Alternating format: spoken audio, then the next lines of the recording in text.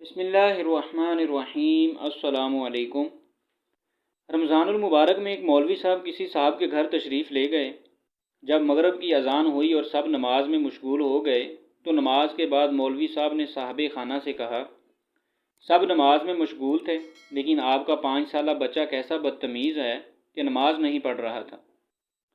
صاحب خانہ نے مسکرا کر کہا، مولوی صاحب اس پہ نماز واجب نہیں ہوئی، وہ ابھی بچہ ہے۔ دوسرے دن مولوی صاحب نے دیکھا کہ سب لوگ عصر کی نماز پڑھ کر مسجد سے نکل رہے ہیں اور روزے سے بھی ہیں، مگر ایک پاگل ہے جو کچھ کھا رہا ہے اور اس نے نماز بھی نہیں پڑھی۔ مولوی صاحب نے کہا، یہ کیسا آدمی ہے کہ سب نے روزہ رکھا ہوا ہے اور یہ کھلے عام کھا رہا ہے اور نماز بھی ادا نہیں کی۔